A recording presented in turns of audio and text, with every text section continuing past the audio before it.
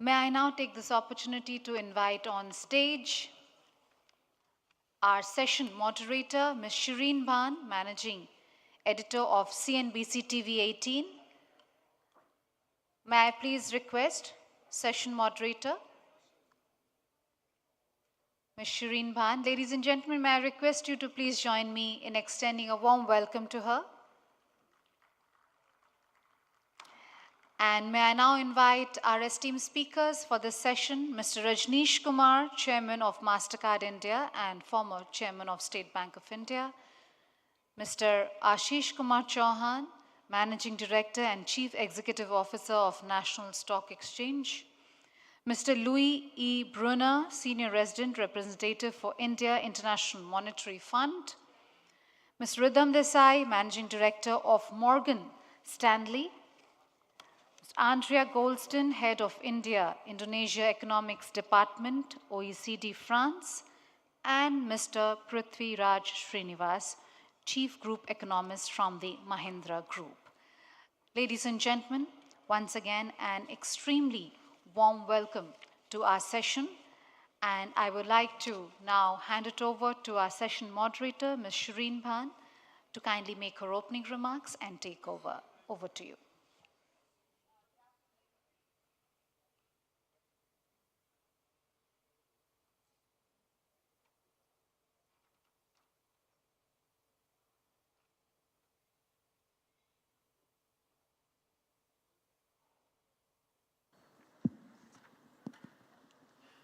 Thank you.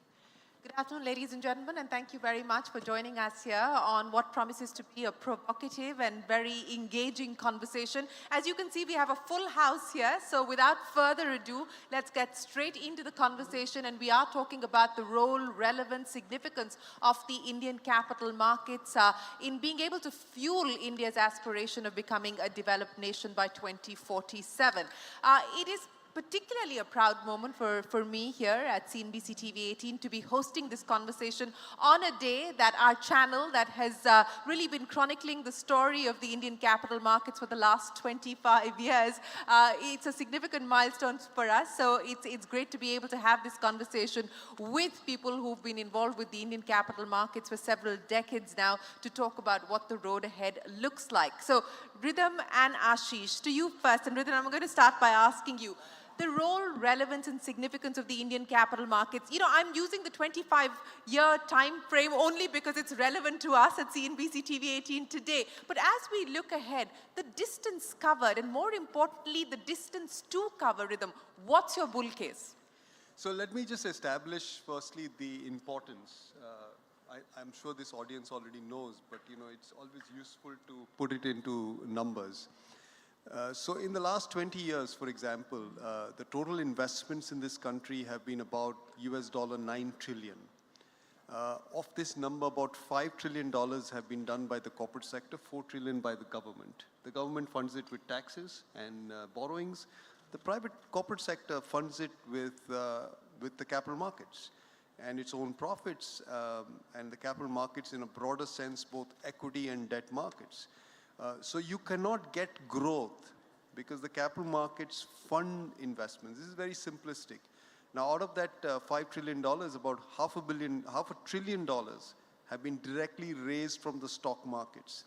And it forms the anchor to all borrowings and investments that corporate India does. So this is one. The second aspect, which I think is less understood and is less appreciated, is the impact on wealth.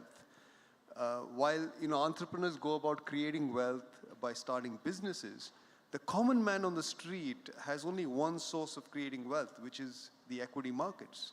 And thankfully, the common man on the street in India has now learned it over the last 10, 15 years, especially over the last 8 or 9 years. And you can see that in the flows. But the impact of that wealth comes directly on consumption. And then you basically get better growth. So there's a virtuous cycle that a buoyant and a functioning capital market creates, which goes from investments to consumption back into investments. So its role in the economy, Shireen, is hardly to be underestimated. It's, in fact, one of the most important agents of economic development. One of the most important agents of economic development is the capital market, and you should not, and it would be at your peril that you underestimate the significance of that. But Rhythm, if I could just build on the wealth creation impact that you spoke of, as well as the investment impact that you spoke of.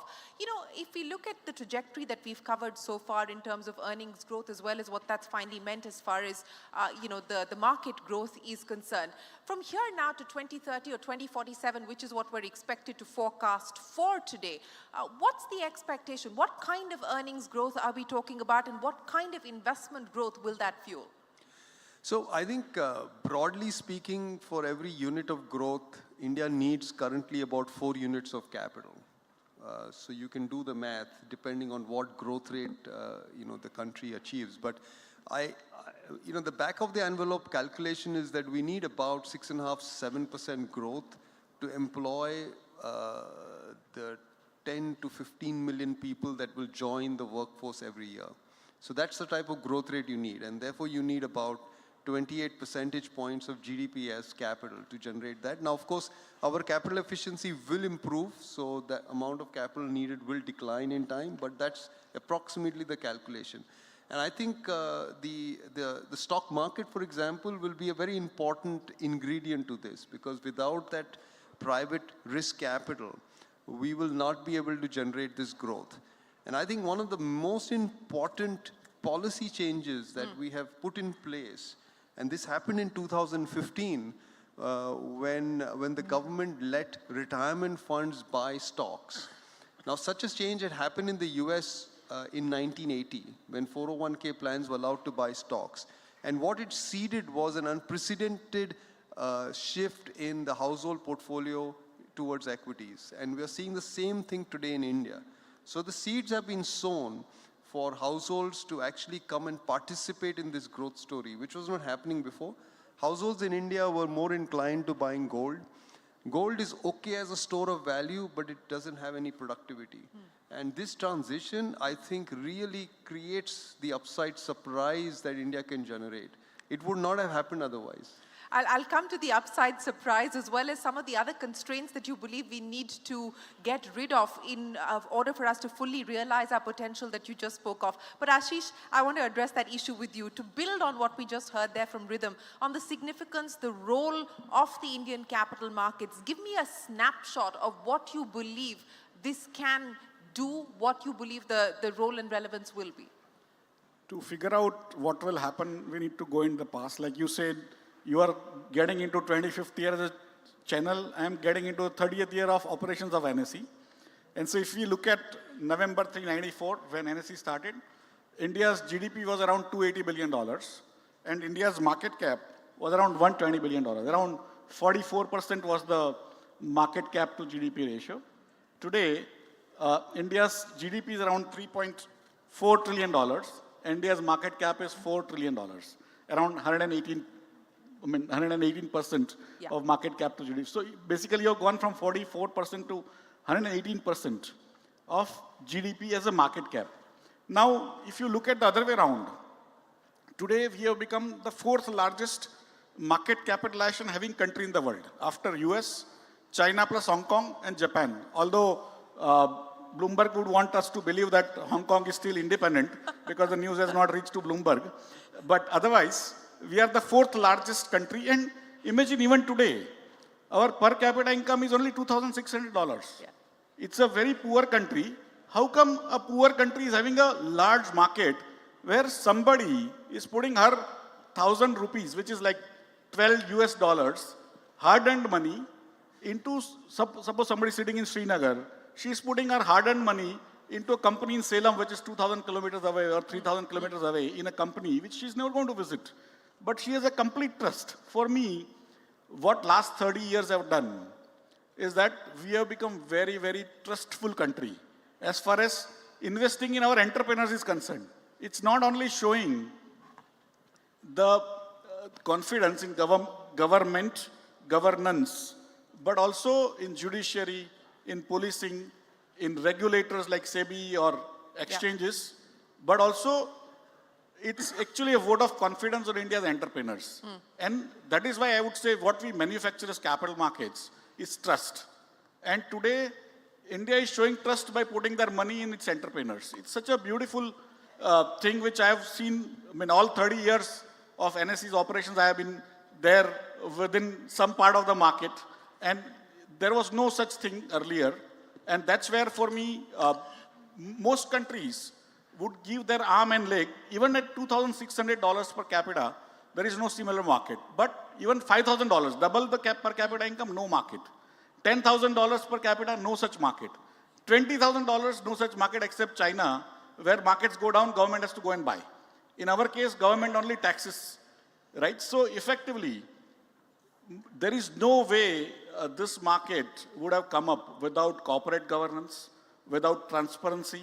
The first public digital infrastructure of India was NSE, right? It created even all the automation in the country, all the stock markets, not only stock market, bank automation, Sure. payments automation, everything came out of the NSE. And that's why, for me, NSE has been such a precious thing for India that going forward, if you need to do things, what Ridham said about 4 unit of capital for 1 unit of output, that is known as capital output ratio in economics. Yeah. For me, my hypothesis is that capital output ratio is actually coming down.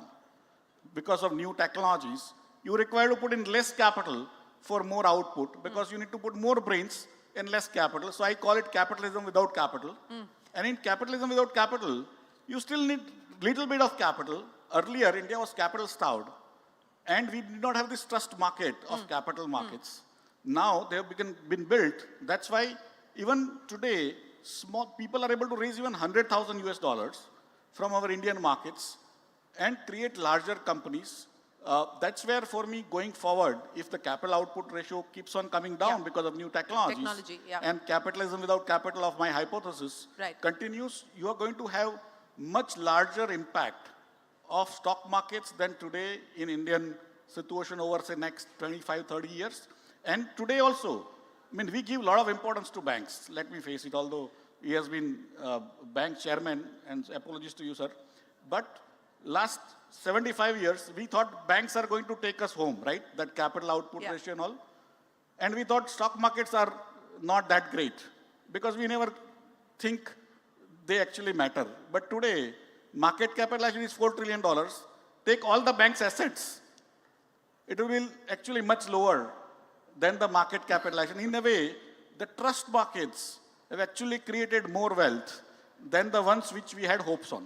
Okay, so the engines of growth have changed, and you believe that the capital market story is better told today, better understood and better appreciated as well.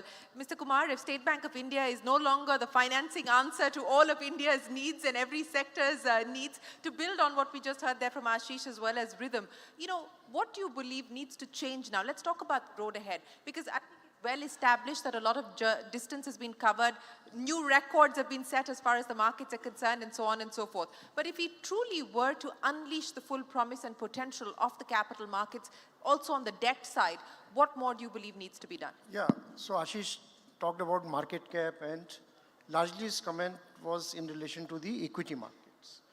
But when it comes to the debt markets, and particularly as far as the capital markets are concerned, India has a lot of catching up to do. So again, we are talking about our aspirations of a developed country. So the only country where you can benchmark yourself probably will be US. And what is the composition? If it is a $27 trillion economy and with a market cap of $44 trillion, is still high. And market capitalization, it's a very different thing. 44 trillion can tomorrow become 30 trillion, or there are so much fluctuation. And but when it comes to debt, capital is real. And to put the matter in perspective, how structurally it is different than India. The assets under management in USA, that is about $24 trillion. And the bank deposits are 17 trillion. In India, our mutual fund industry, with all the development, with all the flow of the money and larger investor participation, is still 500 billion. So if you look at the ratios, We are still very small when it comes to the mutual fund industry. Yeah. And same is the case with the corporate bonds market. In US, the corporate bond market is worth $11 trillion. We are still $500 billion. And despite we had so many committees where how do we ensure we develop or unlock corporate market, but it has not happened so far. And this is an structural issue. Sorry. This is a structural issue. That is a call from Indore about you invested in stock market. So the structure, how it is different, because why banking system is predominant when it comes to meeting the credit needs of the country. So one is obviously, it is about more to do with the behavior also. There is still risk aversion. And people prefer to put their money in the bank deposits. If there is so much deposit or liability gathering by the bank, where to put their money? So there is no incentive for them even to securitize. Whereas in America, it is a big market, securitization. When we talk about asset under message, 25 to 30% comes from what you call mortgage-backed security. So their entire ecosystem is very different, and we are never close. So we are proud of our equity market, what NSE has done, what BSE has done. But how to develop an ecosystem where the dependence on the bank as an intermediary goes down, and the role of the capital market, and I'm talking about the debt capital market, it increases. And then it is a question of entire ecosystem about securitization, about credit default swaps. So unfortunately, for debt capital markets, 2008 crisis, there was a setback and more risk aversion among regulators. And many times we see overreaction from the regulators. Somewhere something will happen, and then a whole law will be written. On compliance side, we remain poor. On the law side, we remain very strong in writing law. But unless the capital market becomes more efficient, deep, again, liquidity, there is a very well-developed repo market for corporate bonds in India. We are still in a very nascent stage. So if we have to look at a holistic view, or we have to take a holistic view, we have to take all aspects and all dimensions, not that RBI comes out and says that incremental borrowing will be by way of corporate bonds. But there are no talkers. And if you have to invest, you have to have AAA, AA. There is nothing like we are low-rated much. And there's a mispricing of the risk. When bank gives term loan, they are underpricing the risk. But the market, when it is a bond market, it will not do that. Then so the challenges continue to remain there as far as the bond market development is concerned. And not much has moved there, so or far. as much as that is where if we are talking about 2030 or 47. This is where we have to do a lot of work. The stock market, I believe, we are doing fantastic work, and we are at par with anybody else. Louis, let's address some of the issues that have been raised here on the panel. In the overall context of India's aspiration of becoming a developed nation, the kind of growth rates that we envisage to deliver on that promise as well. Several developments have taken place since we are talking about the capital markets, we're talking about the bond markets. India's inclusion in the global bond indices, the expectation is that that will draw in, to the tune of anywhere between $20 to $25 billion now, with that change coming in. How do you see the developments that have taken place, and more importantly, what do you believe will be the inflection points as we look ahead? Thank you very much, Shireen and CII, for inviting me. Previous speakers have described how well India has done economically in the last few years, and the financial sector provided support to that economic boom. But growth was not linear. In other words, India was not spared from the impact of the Asian crisis in the late 90s, the global financial crisis in 2008, COVID. But at the same time, there were also positive shocks driven by government reforms, including the adoption of flexible inflation targeting, the bankruptcy court, and the remarkable digital transformation that India has gone through. In fact, India is really a fascinating case of how to use technology to promote financial inclusion and growth. And there are a number of ongoing reforms like the ONDC, the account aggregator, the RBI's digital currency, that are bound to add some more impetus to this dynamic economic performance. Now, India is coming out of a process of balance sheet repair, both of banks and the corporate sector. And when we talk about the financial sector, we have three great pillars: the banking sector, the bond market, and the equity markets. And these elements of the financial sector are closely linked and affect each other. Now, as banks were being repaired, credit growth accelerated very fast in the NBFC space, and that led to some financial stress starting in 2008 as a systemic NBFC defaulted. But since then, the RBI has put together a regulatory framework based on scale so that the large NBFCs are now facing similar regulations to the banks. Now, going forward, I think it's very important that India continues down this reform path by modernizing the soft infrastructure. Hard infrastructure are the roads, the ports, the airports. Soft infrastructure has to do with the institutions used to regulate economic activity. Further reforms in the bond market, for example, improving creditor rights, for example, strengthening the infrastructure for credit risk management and liquidity, expanding the investor base, will contribute to deepening the bond market, especially the corporate bond market, which is still relatively small by international standards. In the banking sector, giving greater participation to the private sector, strengthening the governance of public banks, which play a very important role in the economy of India, will serve India quite well. So in the overall scheme of things, India is traveling with a very strong backwind in the economic space. It is today a bright spot in the international economy when so many countries are facing significant challenges. And a policy to continue in the modernization of institutions will help India achieve its own development goals.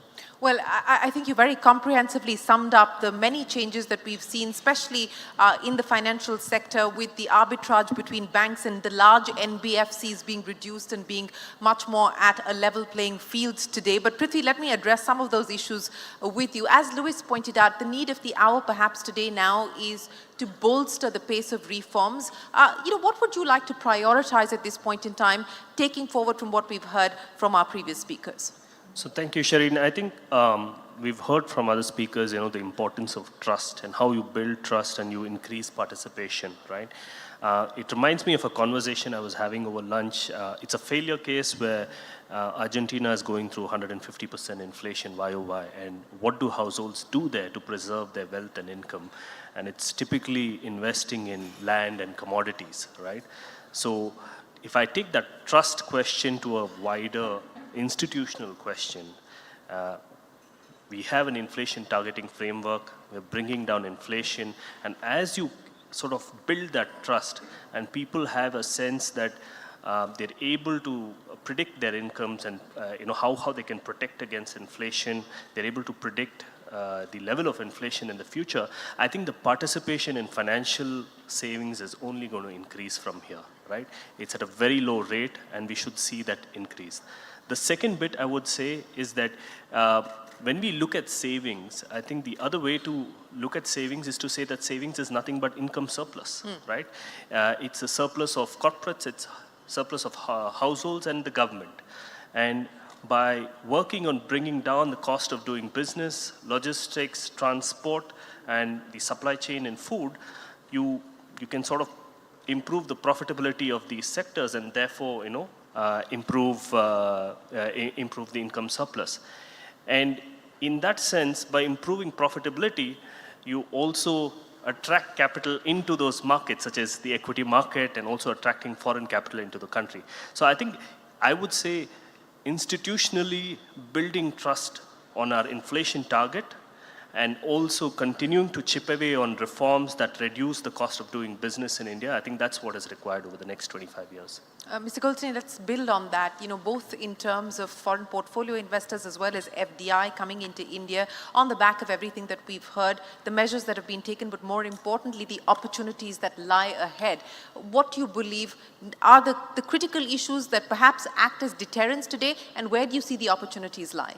Thanks a lot. Let me go through some numbers to answer your question, because I think it's important to make the comparison, and Renish rightly mentioned the United States, but I think it's also important to look at other emerging economies which are similar to India, and so have the same challenges, and some of them have managed to navigate around those challenges. So the first point, which I think is important, is to recognize that in terms of the banking sector in particular, but more generally financial assets, India still lags behind the other emerging economies. Now, if we look at the same countries when they had an income per capita, which was in terms of share of the United States as a benchmark, which is now around 10-15%, we have a different picture, which is more encouraging in the sense that countries like Korea, like Mexico, when they had the same level of GDP per capita compared to the United States, they had an incidence of financial assets over GDP which was lower. So definitely that already shows that some of the opportunities have been used. Now, second point, of course, has to do with privatization. I mean, this is a country where the state banks still account for a relatively large share of financial assets and banking assets. And therefore, there is, obviously, there have been improvements in recent past for some of the public sector banks, but there are definitely challenges that will remain, and opportunities that, again, some of the low-hanging fruits have to do with the corporate governance of, I mean, obviously the political economy of reforming corporate governance in banks is complex, but they are, in my view, some low-hanging fruits in the sense that even marginal improvements in the quality of the directors and the boards can have a very important impact in terms of the quality of the assets and the investment going into this. A third point, which I think is very important, is financial education. Definitely, India is actually a paradox. I mean, there are so many newspapers and so many excellent TV stations that cover financial developments, and yet in terms of financial education, there's still a lot which can be done. Yes, I'll pick up on the point that you made as far as privatization is concerned, and let me come to Mr. Rajneesh Kumar with that. There was a lot of expectation, because the government did state this in the form of a public policy of getting out of sectors that were considered earlier even core sectors. The bank privatization legislative process has not taken off. We don't know whether this will now happen post the next general elections, whether that will in fact provide the window of opportunity yet again to the government. But I want to go back to a comment that was made by the Oil and Gas Minister Hardeep Puri to me a few days ago at one of our events, where he said that, look, why should a company like BPCL be privatized, because it is delivering returns to shareholders today. Do you foresee a pullback from the larger issue of privatization, and what will that mean for the Indian capital markets? What will it mean for India's financial sector? So talking about the bank privatization, and particularly the government made their intentions that they wanted to restrict to only 4 banks, because if you go by the definition of the strategic sector and number of the banks. The problem is that when banks don't do well, then government wants to privatize. Now when they are doing well, they will not like to privatize. That what is now the logic of privatizing. And again, the problem is that if they sell when we were not doing well, then there will be people who will be willing to put money. Now today, even if you want to buy 60% stake in IDBI Bank, you need how much? 36,000 crore, right? So the problem with privatization is, apart from that, there is a huge resistance amongst the bank employees. And also the developments which have happened over a period of time in the country that whenever a private bank was misgoverned, and then the onus of bailing them out fell on the government through the public sector banks. So there is a like argument on the both sides that definitely the growth of private sector banks in the country, it has been phenomenal. And if after 92, we had not opened up the banking sector, we would not have seen the developments which have happened in the last 25 years. So 25 years come again and again. The NSE, your channel, and the opening of the banking sector. So I think this coexistence, as far as the banking sector is concerned, that is likely to continue. Yeah, that's likely to continue, and you believe that this is a conundrum that the government is faced with at this point in time on whether to step ahead when the going is good or push ahead when the going is bad. But Rhythm, let me come back to you now since we are talking about the road ahead. The 2 or 3 things that you believe need to be done to unshackle the capital markets even further and to ensure that we will in fact broad-base them, we will in fact further build on the momentum of the equity culture that's already developed. So Shireen, I think firstly we have to acknowledge that particularly in the stock markets, and I think what Rajneesh said is very relevant, which is that we've not made the same strides in the bond market. So there's a lot more to do there. But I'm not an expert on that market, and I'd love to hear from the other panelists. But in the equity markets, we have made enormous progress, as Ashish underpinned. And in fact, I think it's safe to say our physical economy is maybe 4 or 5 decades behind the US. Our financial markets, but especially the stock markets, are right there. So, well, that does deserve a round of applause then, that we've covered the gap quite significantly over the last 20 plus years when we talk about global benchmarks. Yeah, it's the combined work of our regulator and of the exchanges. And the regulatory framework in India is very robust. And it's a lesson for a lot of other emerging sectors to learn about what we have achieved in the equity markets. That said, of course, there is a few more things that need to be done. We have to deepen liquidity into the markets. Single stock futures, for example, I think you need a longer list there. It will be useful to have a stock loan market. I mean, think about entities like LIC that are sitting on very large portfolios and they don't do anything about that inventory. If you opened up stock lending in a more robust way, then a lot of those returns can actually improve. So there are a few things that can be done. I mean, the other thing that we were discussing behind the scenes is hedging. A lot of investors are turning up who have very large portfolios, institutional investors, and want to hedge the May election event.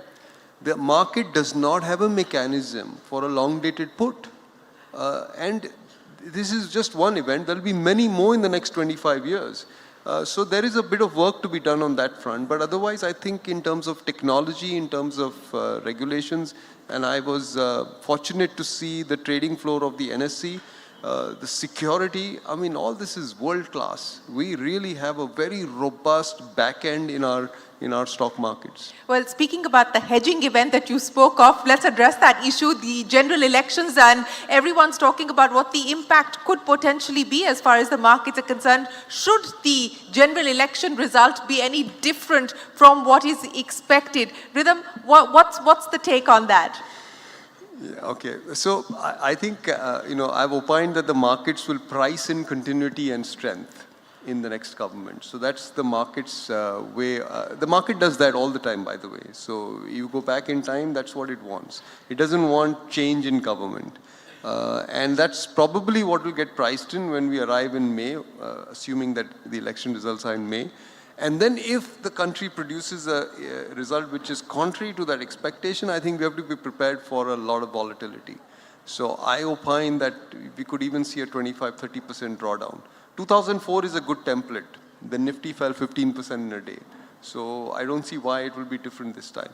If it is what the market is priced in, then I think we probably go into a near-term consolidation and then we continue to go ahead because the fundamental story in India remains very strong. And I don't think that is something that's going to change materially over the next 5-10 years. So, you know, I keep saying this on CNBC. Equity markets for really long-term investors, they're not for people who want to make a quick buck. There is no quick money in the markets. You got to sit very patiently. As Charlie Munger has said, the only skill you require is patience. So I think you go through this, and I think we come out okay in the end. Absolutely, you have to be patient and smart with the investment choices that you make. But Ashish, you were smiling while Rhythm was talking about the big event that's coming up and the likely impact as far as the markets are concerned. No, I think I will probably pass that comment being a regulator.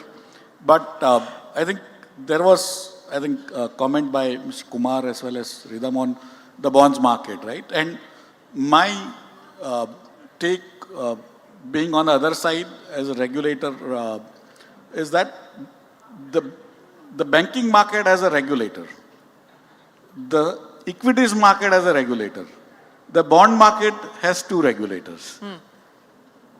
Probably so is that the problem? Probably that is why the ball is always falling between two fielders. And that's why it's nobody's baby and both are saying it's my catch, right? So probably, I was just trying to sort of create a hypothesis how, why this is the case, given the rest of India, including banking sector, has done so well in terms of its robustness and automation and everything. And other side, equities market have done so well. Where did we lack in the bonds? And I realized probably in a way, both overlapping jurisdictions. Yes. And so it falls between the cracks. So that was something I thought, sort of I wanted to put on table whether that hypothesis is correct or not. Probably they can say. Not correct, says Mr. Kumar. Hypothesis is not correct. Everything is happening because of the risk aversion in the system. We are very risk averse. No, but to the point that if they're taking a risk on other assets. No, equity we are okay with the risk. Yeah. But when it comes to the bond markets, we are not, we are very risk averse. Regulators are risk averse. Public is risk averse. Banks are risk averse. So there is a risk aversion in the system, unlike USA. So that's why these conservators. But if trust is the answer to addressing the risk aversion on other sides, and why has that not been the case here? Why? If trust is the answer in addressing risk So aversion on other sides of the market, why not here? How do you create trust? So it is a question of who puts the money and who takes the risk.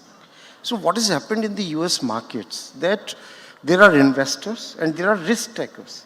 And that risk takers are when you underwrite CDS. But again, it became a very bad instrument in 2008 financial crisis.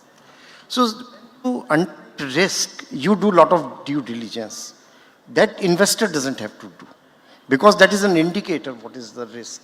And the risk gets priced periodically. When you give a bank loan, it suits everybody. Because even if the bank's underprices, nobody knows. Yeah. Nobody knows what is the quality of that loan. From the corporate side, when it comes to the demand. So we have so much regulation today that it is not easy to raise a bond from the bond market. Okay. So what the corporate will feel, better to go to the bank. Even if they sanction after 4 months of due diligence, they will get in 4 months, but the reams of paper probably they will have to produce for raising from so the... So then you're also... Can I ask one more question? Yeah, go ahead. Saying, if that is true, basically one question was again, when he was saying, it arose in my mind, saying, does the market feel, because he also mentioned about when bank is mismanaged, somehow government makes it not so mismanaged by stepping in. Writing what I call a free put option, as we call it in stock markets. Government is giving a free put option for banking system. And you said about the trust part, if government also gives that free put there. option for the bond market, then they are making the banking system and bond system on the same platform, and probably that is what will create trust, and that's how I was thinking. I don't know whether it... Prithvi, do you have a take on this? If I can jump in there, I mean, it's again going back to trust, right? I mean, what's the risk that a fixed income investor is taking? It's credit risk and real return risk, right? If you say credit risk is somehow managed and you have a put option, etc., right? But on real returns, it's something that the government needs to, or the system needs to guarantee that, your inflation target of 4% or 4.5%, whichever direction you're going in, is going to be met. And over the next 10 years, and that's how you build trust over a very long period, that, the system is going to deliver that sort of inflation. And you're far more comfortable to take, it gives you certainty for the bond investor, right? So that's the trust that needs to be built for the bond market to develop in a very big way. And of course, the other one is the credit risk, right? So actually, Shireen, this is where I think we have made the most progress. I didn't actually make this point in my opening remarks, but what is underpinning the stock market's performance is the inflation, flexible inflation targeting that was set up in 2015. And that has worked wonders for India's macro stability. So today India has newfound macro stability. It is not reacting to the Fed. It's not reacting to the prospects of a US recession. It's not reacting the same way to oil prices like it did before. So this comes from the stability or the predictability of inflation. So we are getting there. So if he's saying that that is the reason why we're not getting progress, I think then it is good news, because the progress is about to happen. The progress is about to happen. Louis, let me come back to you now on the aspect of the macroeconomic stability that we just spoke of. And I think everyone is very clearly articulated why India finds itself better positioned relative to what's happening globally today. As we look at the roadmap and outside of the many issues that we already spoke of, what would be the 2 or 3 things that you believe need to be addressed, interventions that require prioritization? If I can add to this conversation as an outside observer who's been studying India quite intensely for the last 4 years, one thing I notice in India, looking at it from an international perspective, is that you observe today a very broad consensus among the political class, the economic business leadership, civil society, that India wants to develop. India wants to eliminate poverty, wants to generate many good jobs for the young generations that are joining the labor market. And there's a lot of consensus on the strategic direction. It means prudent policies. It means low inflation. It means keeping an eye on the public debt. It means improving the institutions, the business environment, to make India even more investable, because investment generates jobs and generates growth and improves standard of living. I see a very broad consensus along that path. So political succession, economic shocks, things that happen either randomly or in a scheduled way, I don't think will derail India from that path. And so in terms of the specific reforms, I think that there's a very big agenda already out there on infrastructure, on reducing the fiscal deficit, on improving the regulation and supervision of the financial markets, and keeping inflation low. That agenda is still very valid today and won't go away for the next 5 years or so. Absolutely, and I don't think that there is an expectation that we need to change that agenda. I think there is, as you pointed out, consensus that we need to move forward with that agenda. I'm going to get quick wrap-up comments, a minute each. Mr. Goldstein, I'll start by asking you, to wrap up the role, significance of the capital markets, of the bond markets that we spoke of specifically, where there continues to be constraints, and how would you see India being positioned in 2047? What's the best case scenario? 2047 is a long time, but certainly, I mean, there are aspects which are of strengths. And again, I didn't mention that before, but the stock exchange is one, because if you look again at the comparison with other large emerging economies, the stock exchange in India is larger than that of most of the other G20 emerging economies, bar Turkey. And that has to do with the number of firms that go to the stock exchange, which is much, much larger. In fact, in 2022, the number of firms listing in India was larger than that the sum of Brazil, Mexico, Indonesia, South Africa, and Saudi Arabia. So it was really an impressive number. Now, I think that some of the problems that have been advocated in the discussion have to do with one particular aspect of the stock exchange here and in some other Asian economies, which is the very important role of family-controlled conglomerates. And as we know, sometimes, especially when there is a pyramidal structure, that has an impact on trust, the point we were making. And obviously, I mean, there have been huge improvements in the past few years, but and definitely trust, I mean, we heard that the Honorable Finance Minister this morning, and definitely it was somebody who spoke with and created a lot of trust in the macroeconomic situation that was mentioned, which is one of the conditions. And I guess if and when the same progress is made, again, a lot has been achieved already, but further progress on that front of corporate governance, again, protection of minority shareholders' interest, that will have an additional impact. And I think that the other point which was made by Luis is very important. I mean, there is a consensus now that it is important to enlarge the pie before it's shared. But then, of course, at the given moment, the question of how to share this large pie will kick in, and that is definitely, again, it's a challenge for any emerging economies, any country.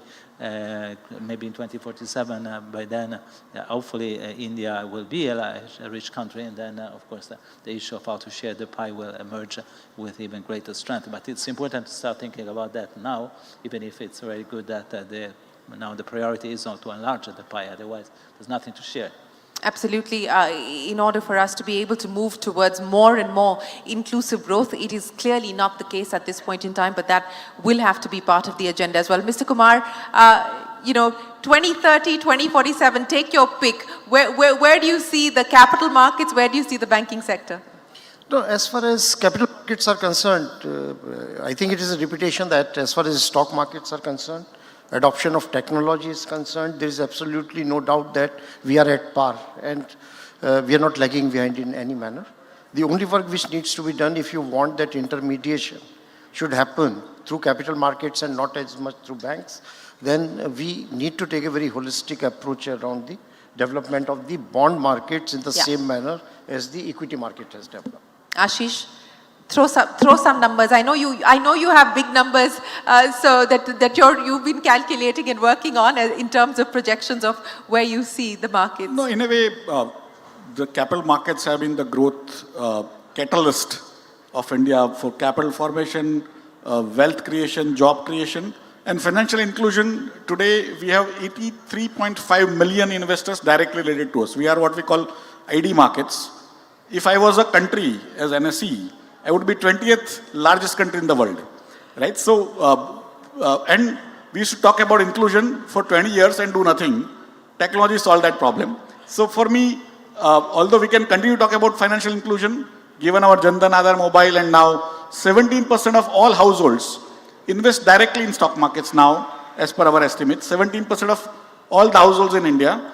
And if you take the indirect through EPFO and insurance and all, probably more than 30%. And that's where, for me, if I project to 2047, if capital market cap to GDP ratio goes up from currently 1.2 to say 1.5 or 1.6, and if India becomes say $30 trillion or $40 trillion economy, we'll be easily crossing $50 trillion in market cap going forward, because of the fact that the market cap to GDP ratio has increased from 0.4 to now 1.2, and probably even if it becomes 1.6 or in next 22 years, we are going to be in a different range going forward. We will be, by whatever means, we will be one of the top 2 or 3 markets in the world with tremendous amount of corporate governance. I think we talk about lot about technology and speed of processing, but we don't talk about the corporate governance, where India is like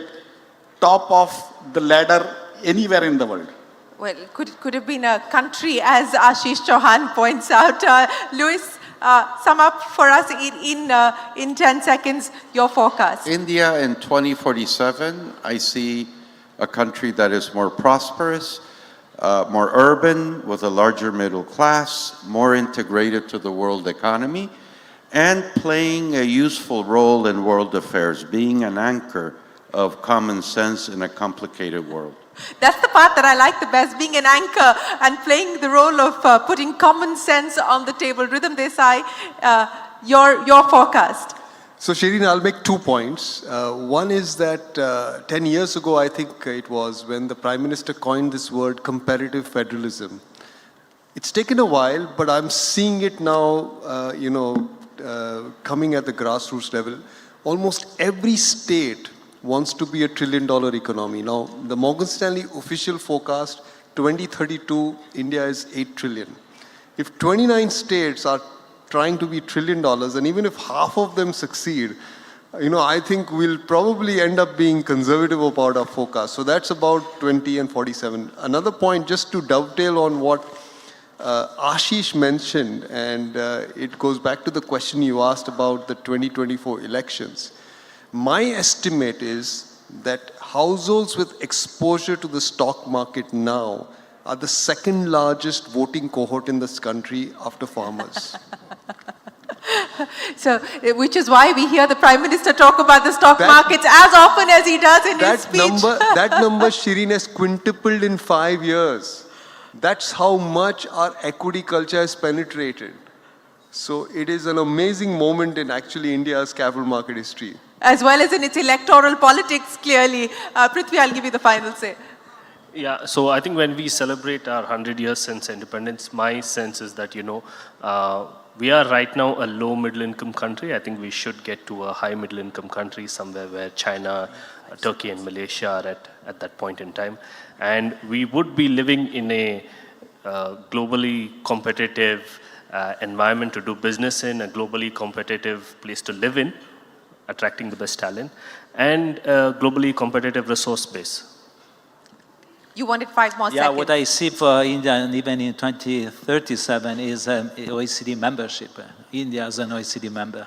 Well, on that note, gentlemen, thank you very, very much for joining us here this afternoon, for taking us through your forecast for the Indian capital markets, but more importantly, your forecast for the Indian growth story, for the Indian economy as well. And I think, ladies and gentlemen, there is consensus that the direction has been set. A lot of work has already been done, but there are, of course, certain constraints and certain challenges that need to be addressed. But the opportunities that lie ahead are immense. The potential that we hope to realize is significant. Many, many thanks for joining us with your insights and your experiences. Thank you very much, ladies and gentlemen, for joining us here this afternoon.